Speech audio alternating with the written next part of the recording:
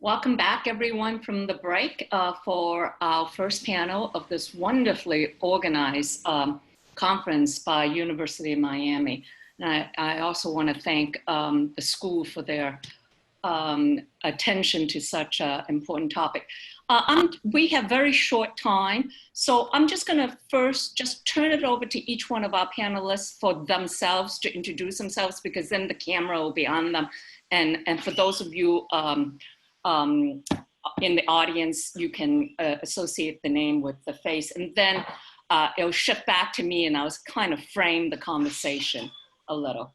But Meera, if you're on, can you introduce yourself? We're gonna just do a quick round of introduction. Sure, my name is Meera Deo. I'm delighted to be here today and to join these amazing co-panelists. I am a professor of law at Thomas Jefferson School of Law. I'm finishing a 2-year visit at UC Davis and beginning a 1-year position as the Newcomb Chair in Diversity and Law at the American Bar Foundation. I'm also the director of LESI, the Law School Survey of Student Engagement. Great, thank you so much. Sheila? Sure, hi, I'm delighted to be here with this amazing group of folks on this panel. I am a professor of Law and Public Policy at Georgetown University. I have a joint appointment with the McCourt School of Public Policy and the Law School. Before Georgetown, I taught at Fordham for many years, where I was Vice Dean, well, first Academic Dean and then Vice Dean for 6 years. And before that, I started my career at Rutgers, Camden. Oh, terrific. Osamudia? Hi, my name is Osamudia. I am a professor and Dean's Distinguished Scholar at the University of Miami Law School. I'm also the incoming inaugural Dean for Diversity, Equity, and Community at the Law School. And I'm delighted to be here. Good. I might just ask you to speak a little bit louder when your turn comes, if you don't mind. Sure. Doran? Hi, my name is Doran Dorfman. I'm an associate professor of law at Syracuse University College of Law. Marianne? Hi everyone, I'm Marianne Franks. I'm a professor of law and Dean's Distinguished Scholar at the University of Miami School of Law, where I teach criminal law and procedure and constitutional law, as well as family law and law and technology. I'm also the president and the legislative and tech policy director of the nonprofit organization, the Cyber Civil Rights Initiative, which is dedicated to combating online abuse. Great, thank you so much. You know, this is a perfect panel for following up on Cass Sunstein's talk. I don't know if you all caught it, but it essentially focuses on the problem of self-censorship, self-silencing, and how it translates onto an online platform. And certainly what we're concerned about is really the issues of power dynamics in the self-censoring and how that translates into the online platform. So my question really is addressed to all the panelists is 10 years from now, if somebody asks you to describe what's defining regarding the changing power dynamics and issues of identity in the legal academy as a result of the pandemic, particularly with the resulting turn to online instructions, what would each one of you say, right? And we're gonna approach it from 3 different angles, and I'll pose each one of the questions separately, but the 3 angles are 1, faculty, and the workplace, 2 is really online teaching, and 3, technology. So the first question then is, what additional obstacles has been placed to faculty and others who interact with students that has resulted from being not physically on campus? And I think, Meera, you might have some information on that. Yes, thank you. So I'm going to start us off today. I'm sharing some slides. My job is to sort of provide some framework for the conversation that we're having today.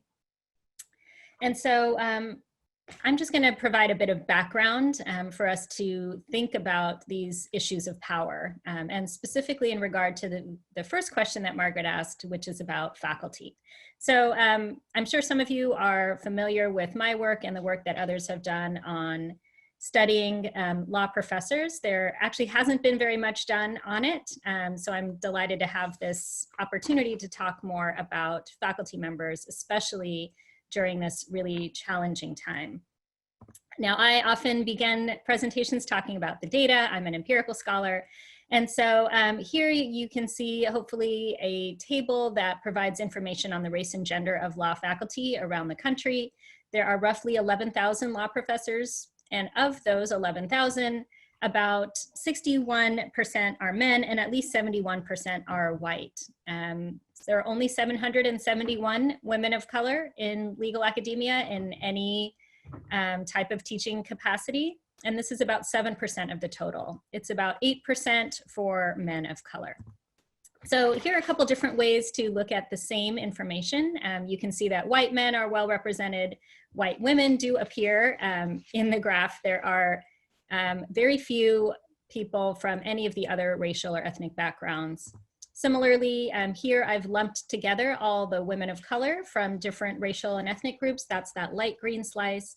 The dark green slice represents men of color from all different non-white backgrounds.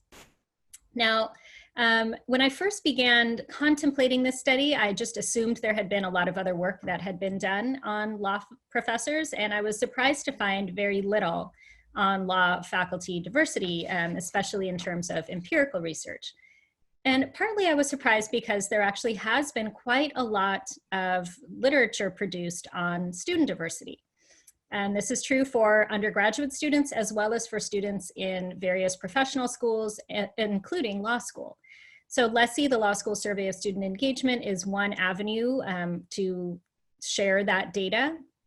We have 16 years worth of data collected from participating law schools and their law students across the country, probably housing the largest data set in all of legal education. And our survey asks everything from how students spend their time to the frequency and quality of their interactions with faculty members, with staff, and with their classmates.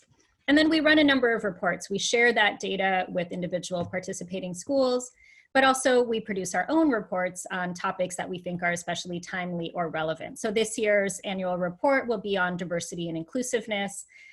One of our recent reports was on the importance of relationships. And we found, for example, that almost all students recognize how much faculty members care about their success and learning, and that students overall have really positive relationships with professors. So why does this matter? Well, we know that exposure to diversity improves gains in critical thinking skills for students. It actually increases their overall rates of satisfaction in law school, and it can even enhance leadership skills. And we know that many students do go on to pursue leadership in different forms in the future. Now, when there's an opportunity for diversity, not just among students who are sitting together in a classroom, but also for the person who's in front of the classroom at the podium, all of these opportunities for exposure to diverse ideas increase even further. This is something that really stood out to me from Professor Sunstein's remarks, thinking about the ways in which students might be willing to share, and also thinking about how that might affect the professor as well. And so I began contemplating this study on diversity in legal academia a number of years ago. Ultimately, I collected almost 100 surveys and interviews from law faculty members around the country. The core sample is 63 women of color. This includes Black women, Native Americans, Asian Americans, Latina women, multiracial women, Middle Eastern women, and then I also collected individual surveys as well as conducted interviews with comparative samples of white men, white women, and men of color for comparative purposes. I'm happy to talk more about methods if anyone is interested. I love methods, so please let me know if you want to talk more or follow up over email, but I want to just jump ahead to some findings. So I found in my research that there are barriers right at the beginning, just as people are trying to enter law teaching. Most of the women of color in my sample express some sort of luck or chance played a role, that they just accidentally fell into these positions. They literally had not seen anyone or very few people who looked like them when they themselves were in law school, and it just didn't seem like they had the right credentials, many felt, to be in these roles. There was also outright discrimination. against many participants in my study, especially against Muslim and Arab American aspiring faculty members. And there's also more subtle implicit bias, the tendency for people to sort of reproduce the institutions that they're a part of, to unwittingly prefer people who remind them of themselves for particular positions. Now, once they're in the door, there are a number of challenges with regard to retention as well. Some involve relationships with fellow faculty. This can take the form of mansplaining or what some call heap-eating, that's the example here, or silencing overall. Relationships with students, many women in the sample said that was the best part of their job, but it can also be challenging. Sometimes that means that faculty members, especially women, are performing extra service work, meeting with students maybe more than some of their colleagues. Or it could be biases in evaluations. There are also challenges with tenure and promotion, whether the extra service is not rewarded, or the diversity issues that many people of color gravitate towards are not valued. And there are also intersectional barriers to leadership that actually parallel many of the challenges with joining academia in the first place. Now, I want to take just a moment to highlight work-life balance today, because this is sort of a core challenge that many of us are facing under COVID-19. And so when I ask many people about their work-life balance, especially women of color tend to say that they have no balance. If they're balancing something, it's kids and work, and that's about it. There really has not been time for much else. A lot of people kind of work the graveyard shift to maximize time and availability with their family members, and especially with their children. They end up working really late at night. And then these two are some of my favorites. These are quotes from women of color who talk about how involved and invested their male partners are. And yet the women are the ones who are sort of managing everything. The men are contributing, but more in an employee role, not in someone who's really taking ownership and making things happen. Now, there are a number of solutions that I generally talk about with regard to the challenges that I've mentioned already. But for today, I want to jump ahead to the ways in which the challenges that I've discussed already are really intensifying under COVID-19. So we know that from my previous research and from the research of others, that women of color are not only less likely to be hired initially, but they're also more likely to perform unrewarded service work and extra household labor at home. So what does that mean for today? Today, we know that there are more student interactions happening outside of class, that those are really essential to student engagement. There are also more meetings that need to be organized, more policies that need to be initiated. All of that extra service work is generally performed by women. At the same time, right now, schools are closed in most jurisdictions, camps are closed, aftercare does not exist. And so at the same time that we have extra responsibilities at work, there are also extra responsibilities at home. So we've seen from other disciplines that there have been fewer submissions by women to academic journals. One of the things I'm really interested in studying is how that might be playing out with regard to law reviews.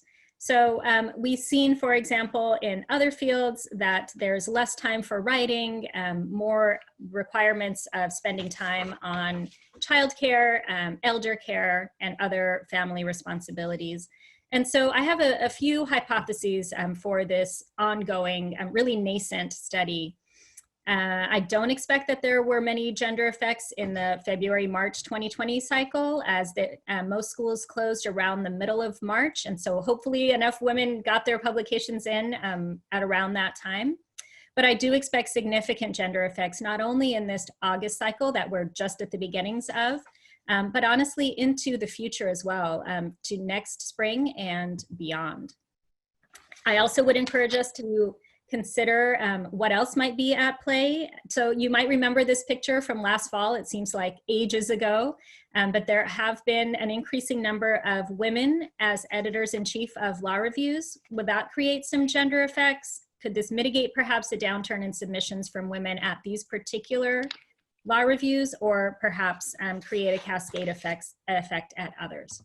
So I just want to have an opportunity, if people are interested, to talk more about this, and really for us to raise some awareness about this topic. So we have a letter to law reviews promotion and tenure committees and administrators. I was hoping to share it in the chat, but I think that's not possible. I've pinned it as a tweet. I'm kind of new on Twitter, so you can go there if you haven't signed the letter already. And there are a number of other things that I'm considering with new research. So I welcome your suggestions, and I really look forward to this conversation, not only about this particular topic, but to hear from my co-panelists as well. Thank you. Great. Thank you so much, Meera. So Sheila, I'm going to turn to you. It sounds like Meera essentially is saying that COVID exacerbated some of the power inequities, particularly for women. Do you have any better information? More optimistic information. Is there a power vacuum that we could all take advantage of? I don't know. A power vacuum, is that what you said? Yeah, I know, that's wishful thinking.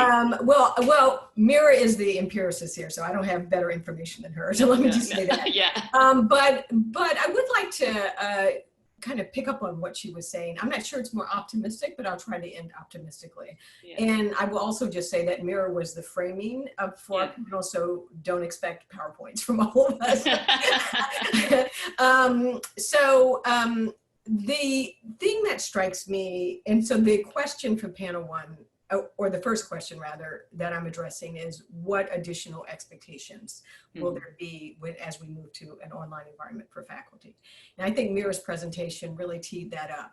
And so the first thing I'm going to talk about is the kind of invisible or hidden work of caretaking, not just at home, but also in the office. And so her data points to this, right? This idea that certain faculty, mostly women, and I think if you're also a woman of color, vis-a-vis students of color, that intensifies for students of color. So what's the what's the insight in terms of moving to an online environment? So we already do this work, right? And it's not to say that there are no men that do it. I mean, I think we all know male colleagues who do. But certainly disproportionately it's women.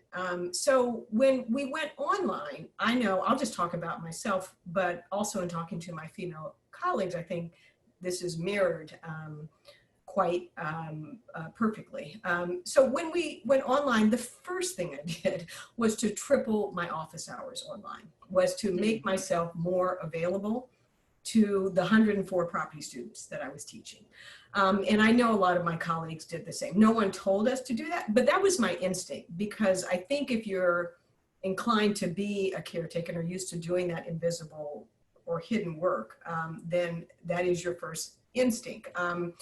And it was interesting to me who showed up in those office hours, and just to connect a little bit into Cass Sunstein's talk, it didn't break down by race. Actually, my Black students didn't show up. They kind of faded into the background. But women overwhelmingly did, right? Women of all overwhelmingly showed up, and not just to ask property questions, but to talk about what was going on, to talk about what was happening in their home environment, and their stress and anxiety. And so there's a lot of caretaking work, and I think we're expected. So the other side of this is student expectations. And I know this also not just from being a teacher, but from being a vice dean. I think students expect women to be more caring and to fall into the caretaker or to assume the caretaker role. They don't expect that as much with our male colleagues. When our male colleagues do it, I think they're over rewarded actually, because they are exceeding expectations of them. Students tend to think that they're a spectacular, out of the norm example of a caring teacher. And that's because the baseline for them is very different from ours. So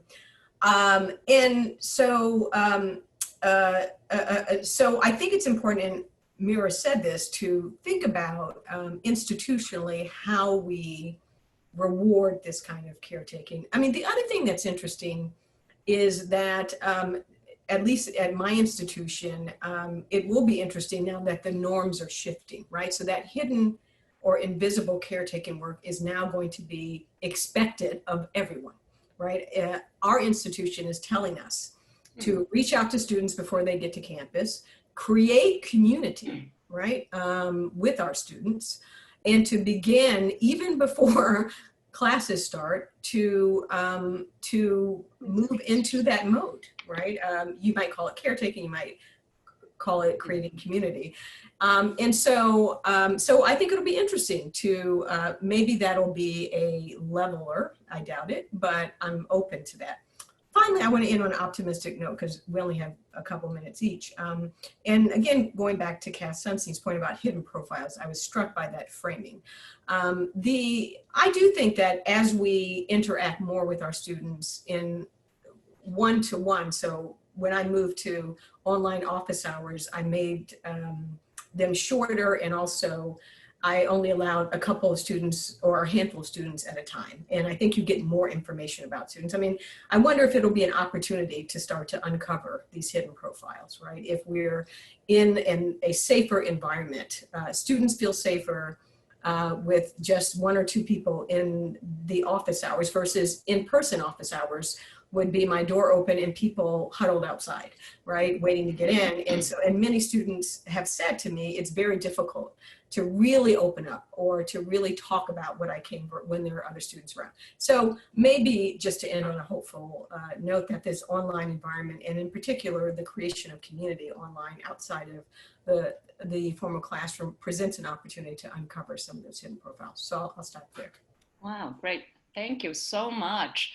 And so it does start, I'm really trying to think through this too, because it does sound like the hidden profiles, there's an assumption that hidden profiles are good if once you review it, but it does seem to me at times in the classroom, the fact that you might be a member of a group that's disempowered would actually make your voice less powerful. And so I'm just curious from both Doran and Osamudia about how shifting online might change that dynamic. In other words, could we hide behind Zoom and all of a sudden now we're all white, or we're all members of the majority group so that all our voices are now equal?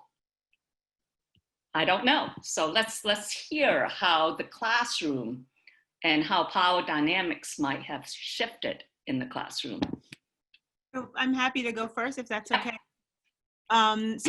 When I think about how dynamics might shift, I think in terms of access, and then I think in terms of actual dynamics in a learning setting. Mm-hmm. So in terms of access, I know my co-panelist is going to talk a little bit about disability, but I think about how the teaching online has shifted the baseline for what accessing an educational space looks like. Typically, we ask students to ask for accommodations. We tend to be reactive instead of thinking more broadly about how the landscape should shift to make sure everyone's accommodated. And so this shift to online may have democratized that a little bit to the extent that students need PowerPoint or recorded videos. We are going to be providing that to everyone, right? And that changes and makes access to a learning community a little bit easier. In terms of thinking about who an ideal student is, just like we have ideal workers who are always available when they're supposed to be available and they don't have any outside competing obligations, I think so too we think about an ideal student who's available at the times that the institution is going to be teaching, that doesn't have competing obligations. And it's no coincidence that I often tell my students, if you want to be successful, treat law school like a 9-to-5, right? Sort of accessibility at a particular time. And there are some of our students who are more capable of that than others. And so I think there, in terms of accessibility, moving online is going to create a flexibility that might make students who are outside of our construction as ideal. It's going to make it easier for them to access, even though, as Professor Foster and Professor Deo have already noted, that might come with other rebalances and who's responsible for caretaking both inside and outside of the building. So that's access. When I think about dynamics, in the spring, the pivot was so quick.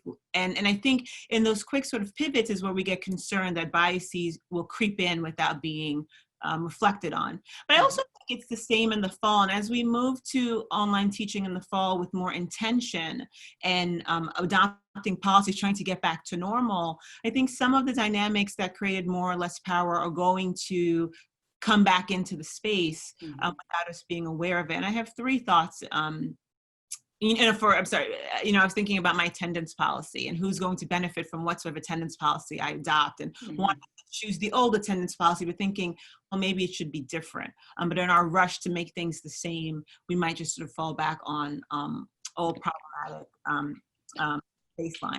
So I have three thoughts on this, and then I'll wrap up. And one is about how people who have less power in spaces manage that power. I think one way of managing that power is to draw sharp lines between the personal and the professional. And so if I have less voice in my professional or educational setting, I may have more freedom at home. And I think remote learning has collapsed those lines in ways we're going to have to think about long-term. In the context of K-12, I've been doing some thinking about how the access of the state now to the homes of poor parents, to the homes of minority parents, just creates another vehicle for surveillance of people who are less powerful. Higher ed, there's some of that too, sort of a collapsing of the lines I draw to keep myself safe. And that's going to have consequences for a while. The second item I think about is about how we democratize access to sort of voice in the classroom. Our keynote talked about how you might optimize the voices of all in the classroom. I also think, though, that faculty are taught to command the classroom. We do that through our physical presence. I'm in front of you, I'm standing up, you're sitting. We do that through methods like cold calling. And online, a lot of those pedagogical methods don't work as well, or we can't use them, or students can exit more quickly. And so I think, in our inability to use those methods might be opportunities for democratizing voice in the classroom, and in fact may be more difficult for women faculty or faculty of color to create authority in those spaces the way they use. And that has both positive and negative consequences.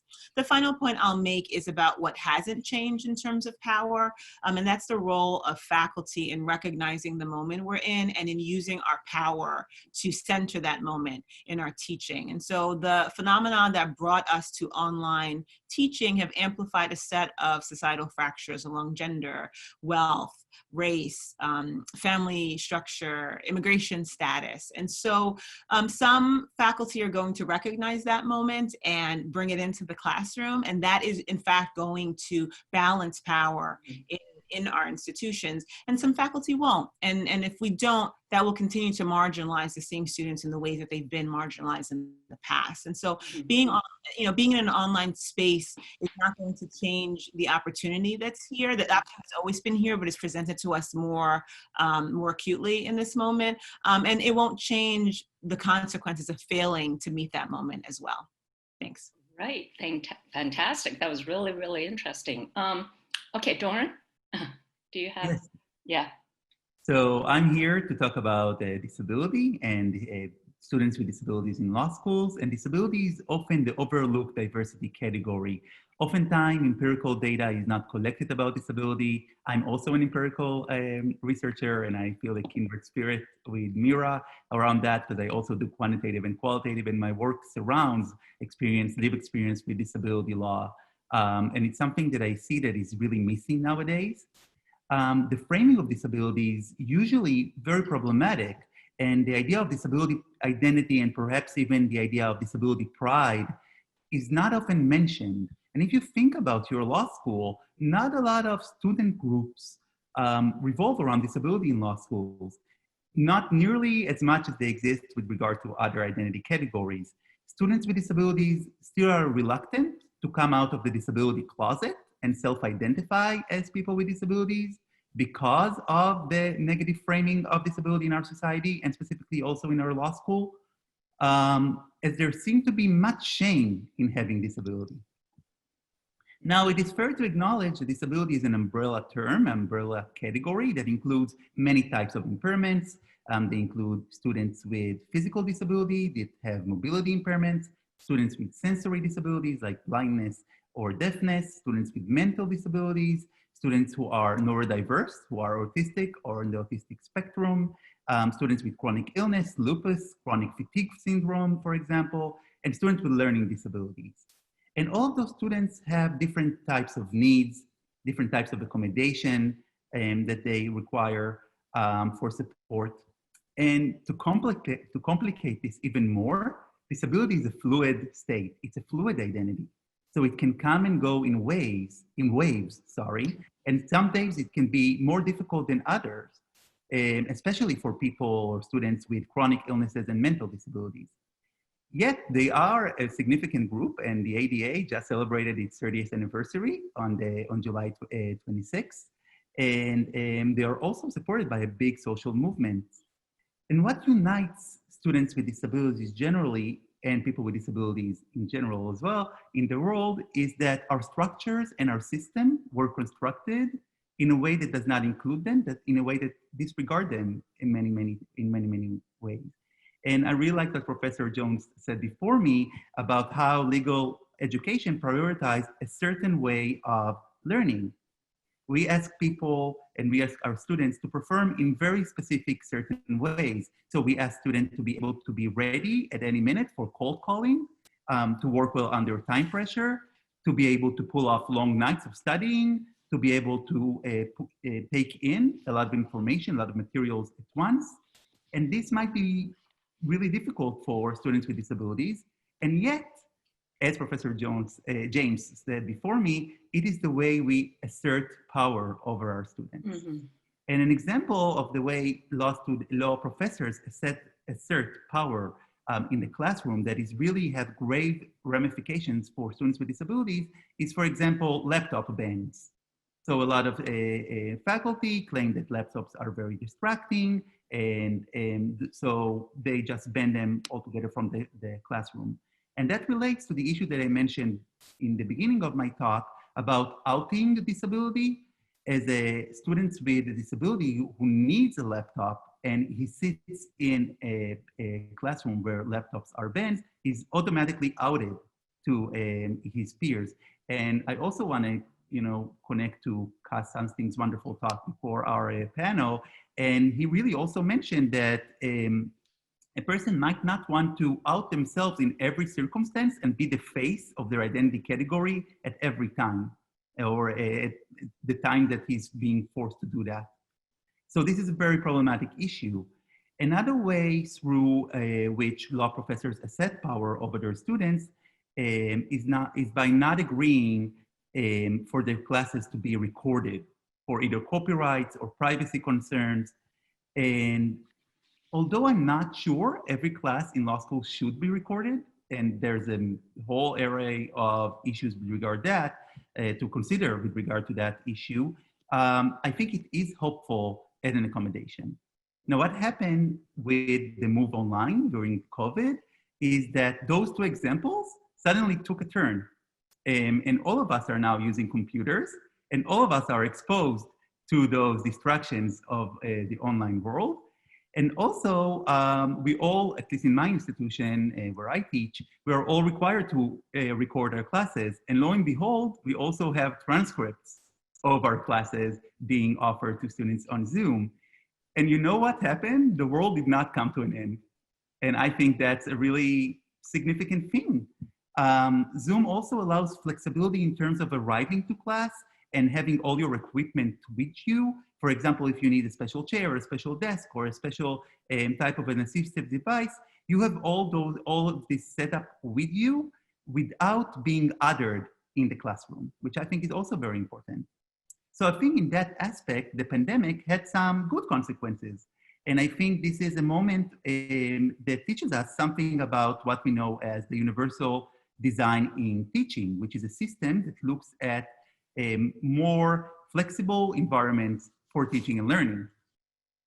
And online education can be accessible for people with disabilities, and they actually can attract this untapped population into law schools. And we can look at the JDI program in Syracuse University College of Law, where I teach, and we'll have my dear colleague Nina Cohen talk about it more in the fourth panel at 4:45. Now, I'm an optimistic person, but I am a little skeptical about whether we're going to sustain this moment and sustain this moment of, having more of a universal design in teaching following the COVID and after we hopefully get back to the classrooms. And the reason is something that I've written about and that I researched empirically in a few papers, and that is the fear of the disability con, which I believe is the driving force behind the implementation and the development of disability rights law. And fear of the disability con is the idea that people are faking disabilities to get an unfair advantage. Anything from getting a better parking spot to jumping the queue. And that's a nod to Mark Kilman's and Julian Lester's famous book from the 90s on the construction of learning disabilities, the social construction of learning disabilities. And in a competitive environment like a law school, this fear that someone is taking advantage of the system, is getting an unfair advantage, is something that really flourishes. And any accommodation that a student asks might be frowned upon by some faculty members and by his peers as well. And this is partly due to the idea that disability rights are not viewed as a tool to leveling the playing field. They are seen as something extra, as a special right, something that gives you an unfair advantage. And I think we all need to understand that accommodations are not that. They're not extra help. They come to put people with disabilities or students with disabilities on the same page as non-disabled students. And I think if this message about disability rights as an equalizer, as something that levels the playing field, is not clear to everyone. And I believe that even when we go back after COVID to the classroom, the effects and the positive effects that I talked about might not sustain themselves. And faculty might assert their power in the same hurtful ways for students with disabilities like they did before. So in conclusion, I think that in order for online education to really have a positive impact as an equalizer for students with disabilities, a much deeper change in perception needs to occur in terms of clearly understanding and increasing trust in this tool called disability rights law. And I think that this is the key for not losing momentum. Thank you so much for having me.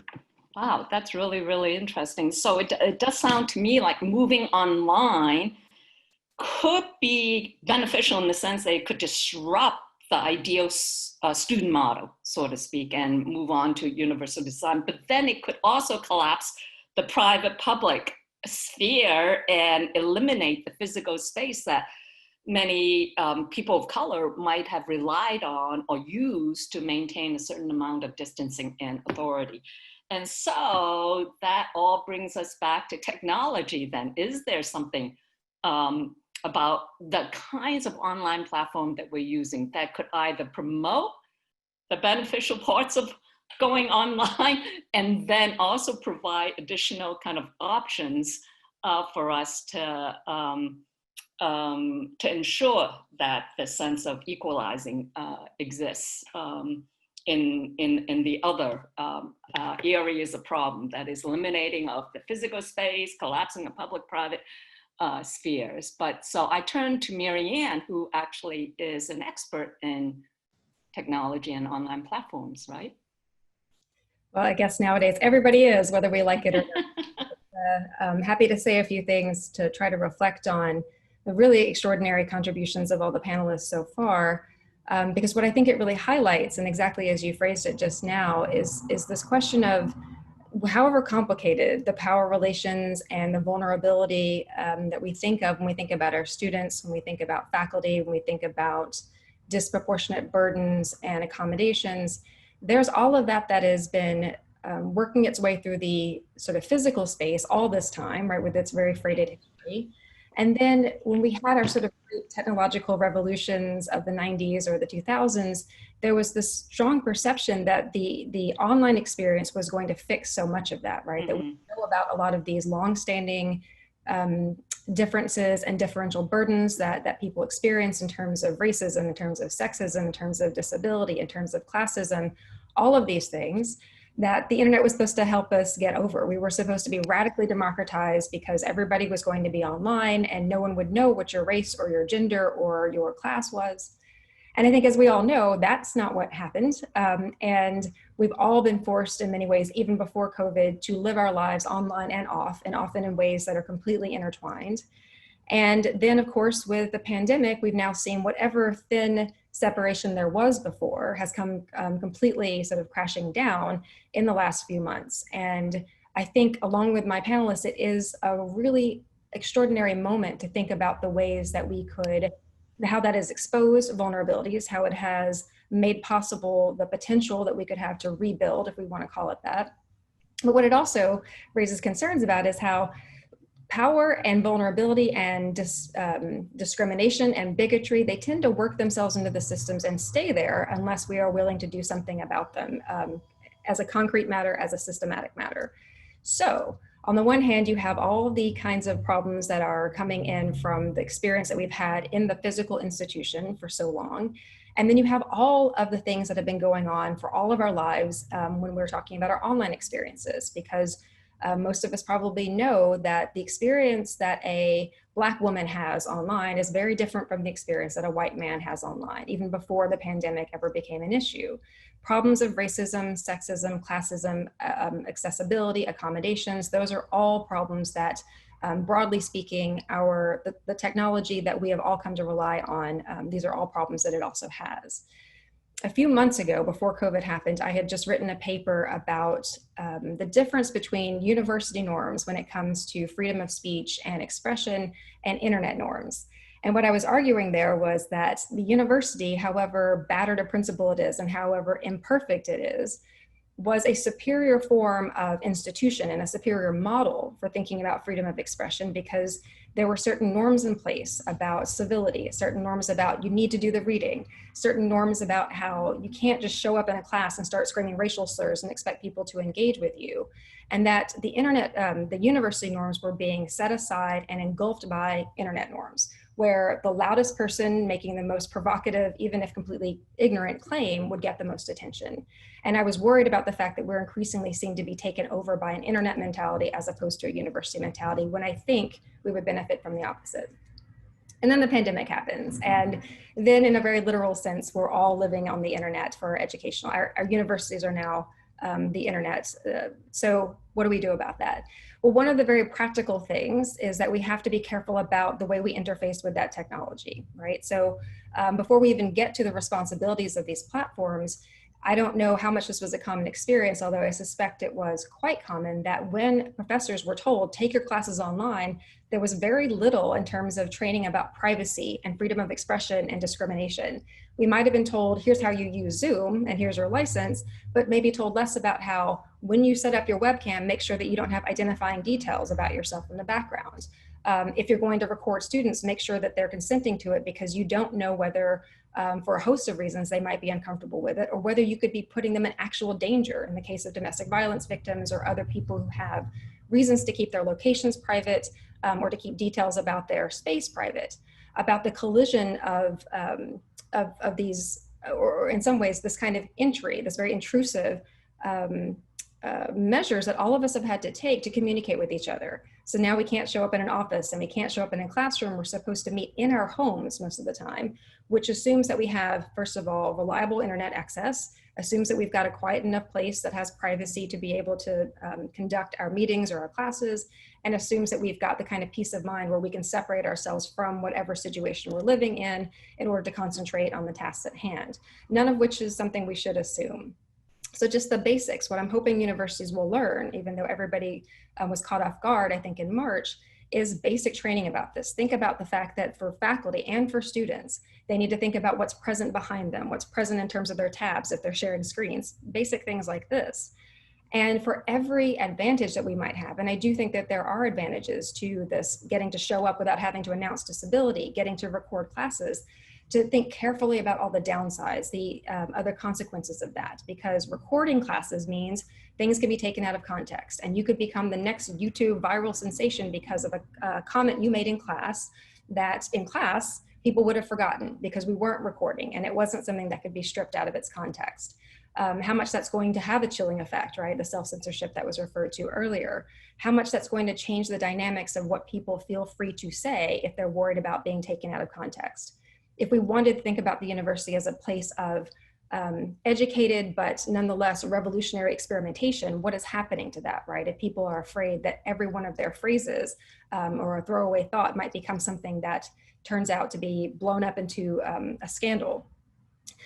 I think it really is a moment for us to think carefully about what we mean when we say power and vulnerability and how they might conflict with each other. That it's not just a matter of saying, I'm going to help you out because you have a particular vulnerability, but that very attempt to help may actually exacerbate a vulnerability in a different context. And that, as usual, as the lessons of intersectionality are supposed to tell us, the people who are experiencing multiple vectors, right, of let's say race and disability or gender, are going to have it the worst. That is both a description that we need to be mindful of, but also consider as, to use a much fancier word than I really need to because I can't think of a better one, as epistemological sources. That is, those are the people we need to ask when we're trying to find guidance as to what the best practices are and whether we're going to accommodate most people without creating other vulnerabilities for other people, to consult with those who have had a lot of experience with this, because they will be able to tell you. One of the, this is a very sort of abrupt way of describing what's gone wrong, broadly speaking, with so much technology, but this is one way to describe it. They weren't asking the right people about what could go wrong and how their tools could be used for the wrong purposes, right? We can take any example you want of a social media platform or Zoom or any of them that are not asking the right questions of the right people. How could this go wrong? Because people know how it can go wrong, but they're not being asked. So there's responsibility on the part of the platforms here, of the technology, the tools. There's responsibility on the part of people who are trying to help in one situation, but may not recognize how it creates a vulnerability in another direction. And it makes me think a lot about this idea that, yes, we're afraid to some extent of special treatment, of someone taking advantage of the situation. It makes me think, though, of the people who genuinely do take advantage of the situations. When Professor Dorfman was speaking, I wasn't thinking about the student who says they have a disability who's trying to game the system, which has never troubled me, because so what if they are? I mean, if it still works out fine for everyone. But I think about the person who doesn't want to wear a mask in public and says, oh, I have this totally made up card that says I have a breathing condition that says I don't have to wear one. In my prior work, I've called this victim claiming, this idea that people who are in fact powerful, have unearned privileges, will pretend as though they are the persecuted victim in order to take advantage opportunistically of systems that are in place for universal design. And that's what I worry about. I wish that the pandemic was only hard enough in the sense that we had to care about people's vulnerabilities. Unfortunately, what we also have to care about is people's venality, right? The fact that they want to take advantage of the new systems that might be in place, people who don't care about other people, that the pandemic in both a large and small sense could have been about a very, I don't know how else to say this, a very, very vivid way to think about other people's vulnerability and how all the choices we make need to be geared towards how is this going to impact the most vulnerable among us. If we could have done that as a society, as a global community, then we would be in so much of a better place. We could have real structural change that we could all be optimistic about. But unfortunately, we don't just have to worry about the most vulnerable. We have to worry about the most selfish. We have to worry about the people who have not even taken this moment, this radical, dramatic moment when everything has come off the rails, still will not think about how they have been given disproportionate advantages or privileges, and still won't think about how much more suffering there is for people who have less than they do, and instead will mercilessly attempt to exploit the system so that they remain in power and everybody else remains vulnerable. That's what I worry about the most, that we're going to take all the wrong lessons away from this. So I'm sorry to be a little bit more pessimistic maybe than some of the other panelists, but as a matter of technology, as a matter of individual human cooperation, as a matter of what university norms we would like to promote, as a matter of what kind of community we want to have online and offline, I think the lessons are in fact always the same, which is we need to take care of those among us who are objectively vulnerable, not the people who are saying they feel the most vulnerable, because that way madness lies, but actually taking stock of objective factors of who is privileged, who is disadvantaged, how it is that we can change that system from a structural perspective and get everyone to see that our lives are connected and our welfare depends on taking care of those of us who are the most vulnerable.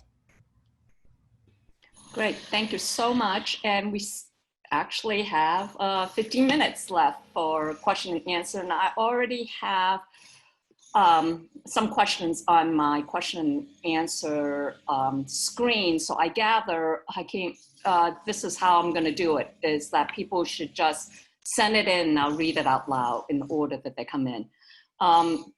So the first question is to Doran, actually, and the question is that many students with non-visible mental disabilities, especially those who experience anxiety, have indicated to me how difficult it has been for them to learn during the COVID crisis. In particular, the online environment has for some students exacerbating pre-existing anxiety. So how do you address the phenomena?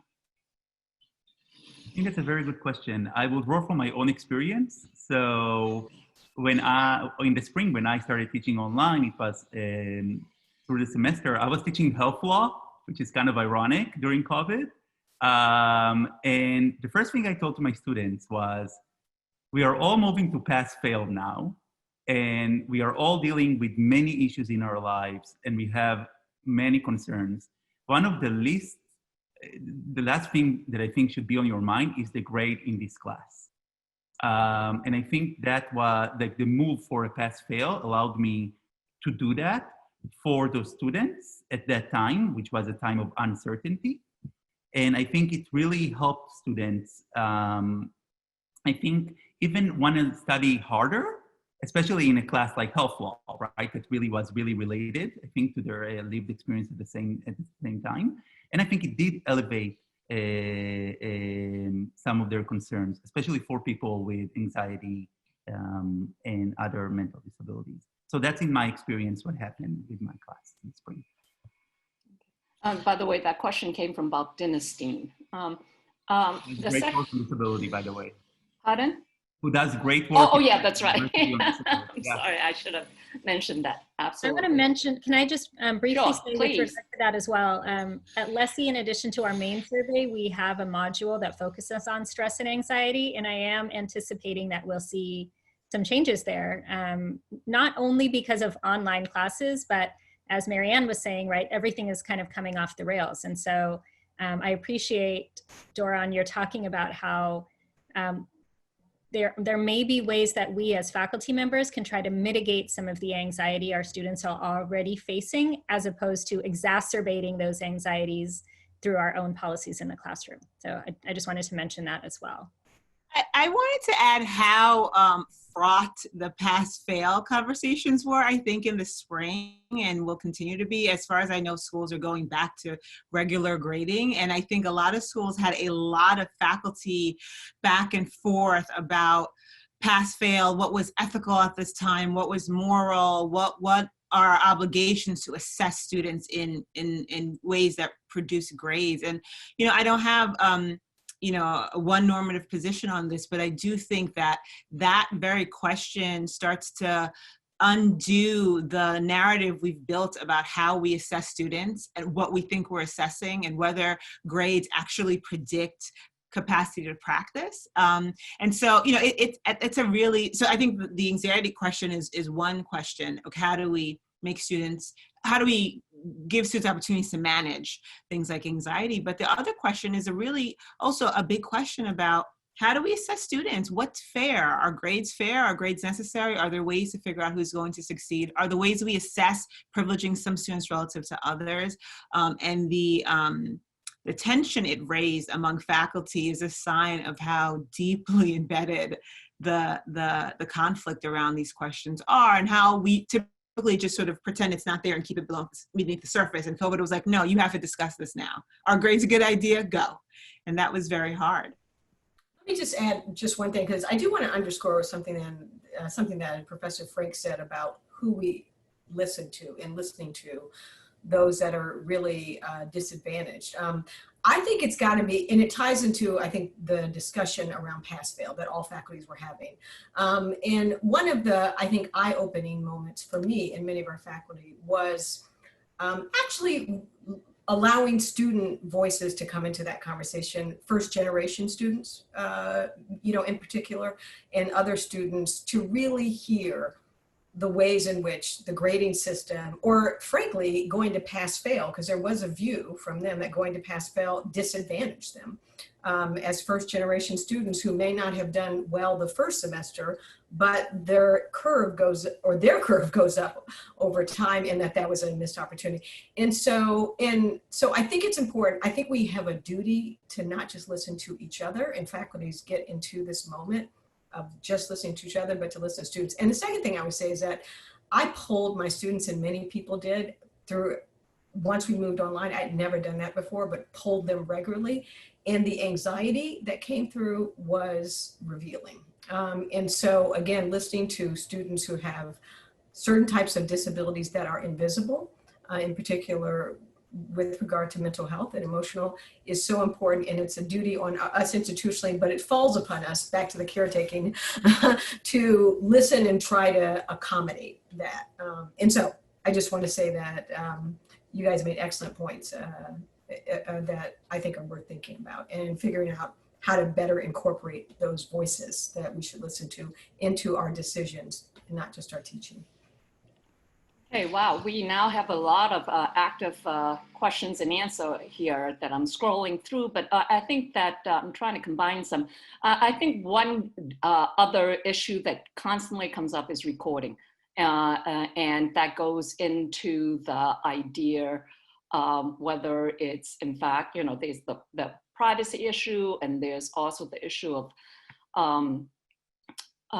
self-censorship by students, and bringing in difficult, sensitive issues into the classroom for discussion that might actually have a not an equalizing effect. So what is your all respective positions on recording? Do you have it universal availability, or do you only make it available as part of ADA?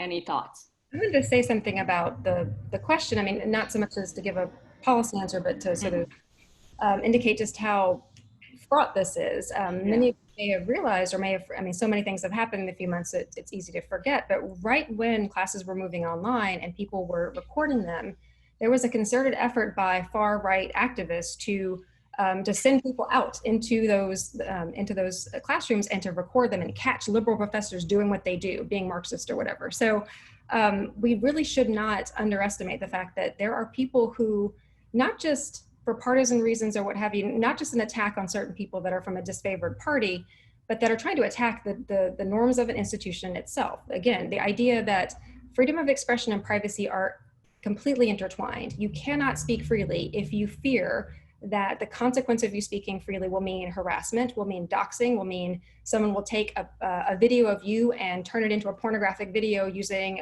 manipulated technology. You can't speak freely under those circumstances.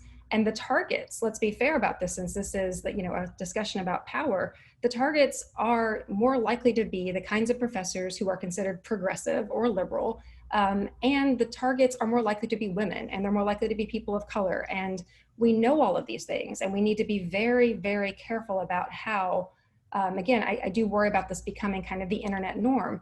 The dehumanizing qualities of interacting with people through screens, plus the ability to take people literally out of context in a video format and to manipulate their speech, their faces. The technology is possible now to turn any one of us, just based on this particular event that we're doing now, into a pornographic, deep fake so-called video. So that has got to have some effect on the way that people teach. It's got to have something to do with academic freedom. It's got something to do with how we're going to deal with this pursuit of truth, right?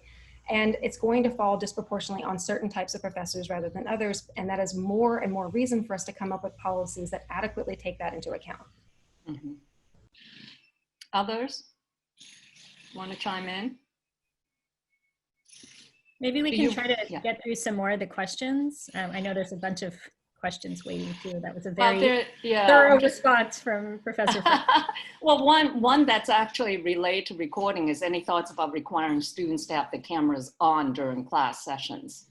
So, I mean, that's kind of along the same, I think, privacy and power, how it affects on power dynamics. Any thoughts?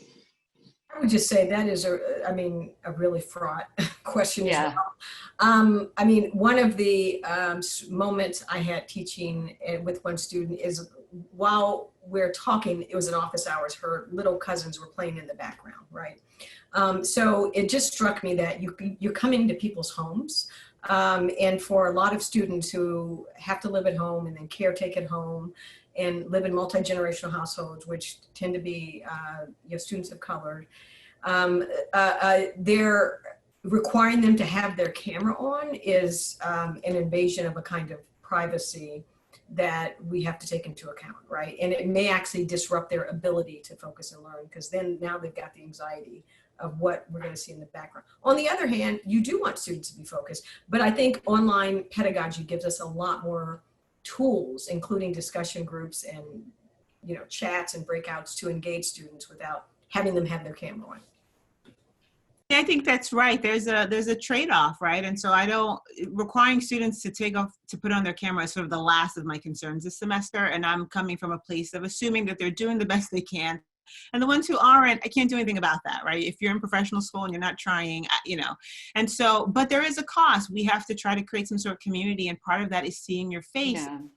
Interact. And so if you don't want your face seen, that's fine. But both of us probably, if you don't want your camera on, that's okay. But then I think both faculty and students have to think about what are the other ways that we create some sort of connection so we can continue our intellectual journey together, even in the absence of having your camera on in the confines of, formal class for that day.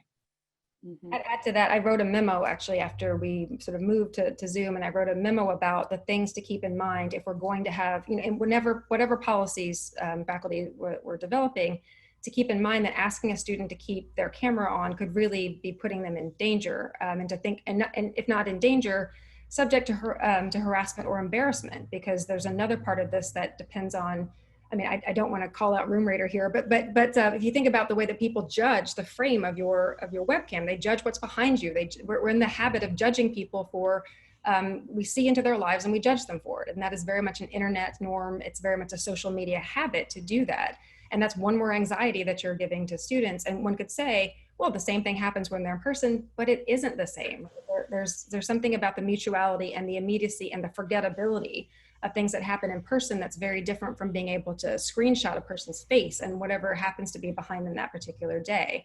So I would just say that's a big part of the policy needs to be thinking about your most vulnerable students and the kinds of burdens it might put on them if you require that kind of attendance or that kind of acts, and think about creative ways that you might be able to sort of gauge their interest or gauge their engagement with the rest of the class that is otherwise. And I think it's actually a good thing that we're asking ourselves as professors, what is it that I'm trying to get from this? Why do I need to see their face? And the answer might be because there is something really important about that face-to-face interaction.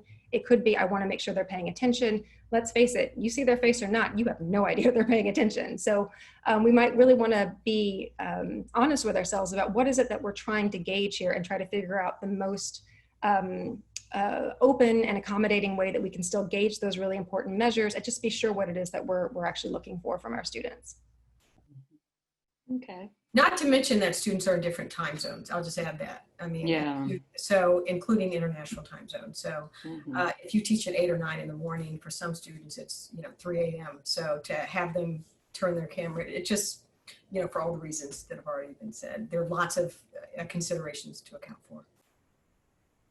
Okay, this is from Rhonda McGee, who is a speaker later on in the afternoon. And her question is, it seems that leadership and institutional values may matter greatly when it comes to how much attention is paid to these issues pervasively at a particular institution, but there must be ways to promote engagement around this from what might be called the bottom up. What advice do you have for cultivating a culture of engagement around these issues in a particular environment? This could go to everybody. I'll sort of frame this generally to say that we know from Leslie and from many other sources that engagement is critical to success. So the more engaged students are, the more they get out of their legal education.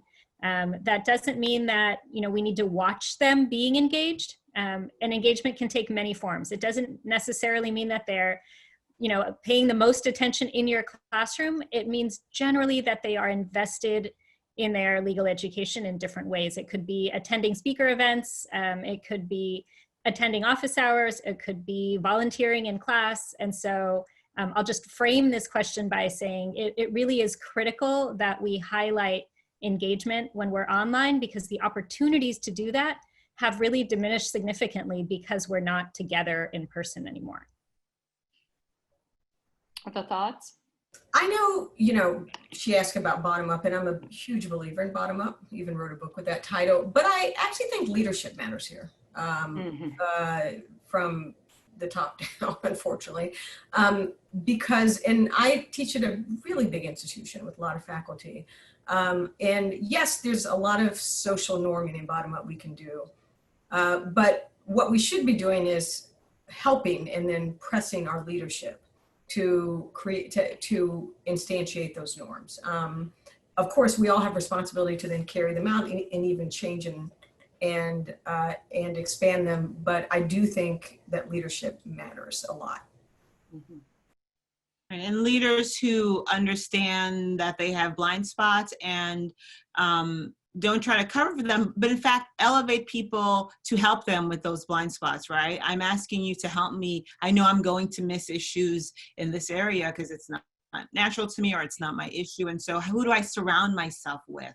And I think we really underestimate the, you know, no dean can do this alone, and who you have around you is going to dictate what you're seeing, what you don't see, and what the culture looks like. And that aspect of leadership is so much more important. Your ability to assess your own weaknesses and assess what people around you will bring, and paying attention to what it is the community has to say about the people you choose to be near you. Okay, we have time for one more question. I'm trying to find one that relates to everybody. If you look in your chat, actually, there were lots of people with suggestions about the recording and the camera, in other words, of instituting policies where people have to have a virtual background that might eliminate some of the privacy issues. So if you have a chance, folks, go on the question and answer. There's a lot of good information on there. But the final question is from Donna Cooker, who is just asking about how, you know, how we could build support for faculty, not the usual administrative support, which are great, dean of students, etc., but rather how we support each other as we cope with additional secondary trauma and issues with students. So, if I may say something really, really quick. Yeah. So I think it's very clear. I'm the most junior person on this panel, right? I just finished my first year teaching in a law school, and I'm starting my second year teaching in a law school. And I think the perspective of, I think, new faculty is also very, very valid. I think I'm very blessed in my institution to have, you know, that support. And I do think that if we talk about bottom up or up down perspective, I also think, you know, we need to think about junior faculty's perspectives as well on these issues, and have them to be part of the conversation without being afraid of setting their minds about those issues. Actually, you know, the junior faculty might be even more comfortable using Zoom or other online education tools. So I think they're a great resource too. And I would just say two institutional reforms that I think we made is both the University and Law School that are important to this point. One is to allow people to toll their tenure clock, particularly for young faculty who have families, and particularly given the disproportionate burden on women in a caretaking home. And the second is to allow faculty to opt out of using their teaching evaluations while we're online, because in particular for tenure review, I should say. And so those are two ways that I think can just take a little of the burden institutionally off junior faculty. As far as senior faculty, which I think is what Donna's question was getting to, I'm not sure. So I'll welcome others. So I'll jump in here to suggest that you evaluate your own contributions and think about how you can provide, you know, greater support to others. Somebody asked me this question yesterday at a book event, right? A lot of what I talk about in my presentations are about challenges facing women of color. So if you're not a woman of color, what can you do to alleviate those burdens? Well, think about what the burdens are and then step up to share some of that load. So, you know, I think many of us have been in a situation where We're sort of pressed for time on a deadline, like a publication schedule, but we have office hours, and we're sort of working frantically through office hours. And it's, as much as we are hoping students come, we have lots of other things to do. Well, don't rely on that. Don't fall back on your privilege. Find a way to engage with the students. If you feel like you're someone who maybe the students don't naturally gravitate towards, think about changing your the ways in which you try to engage with them, because if you're not doing it, somebody else is doing it, and that somebody else is probably doing most of that work. And so I think we can think creatively about how to better share the load. Don't wait for someone to come to you and make you do that service work. Think about how you can do it, not just because the students can really benefit from some diversity among the people that they feel comfortable speaking with, but also because then you're thereby alleviating some of that burden on your colleagues who are otherwise the ones that really are carrying a lot of that load. And I hope you've signed the letter that I mentioned earlier that brings up a lot of what we've talked about, extending the tenure clock, pushing back on some of these service responsibilities, providing extra rewards for the work that a lot of our junior scholars especially are carrying right now. Great, this is terrific, and our time is up. I have one final question for Lily, and that is apparently the registrants, they don't have access to some of the question and answer, which actually has a lot. Correct. That is correct, and that is an artifact of the, from what I understand, of the webinar format that we have for Zoom. I think that it's time for our break now, Hakeem. Okay. Well, all right. I was just wondering if there's a way of getting it to folks. Is there going to be a summary of? No, probably not. All right. Well, it was fantastic, and I appreciated every single panelist and their insightful comments, and I thank you. And I think the rest of the programming is going to be equally terrific. Thank you again.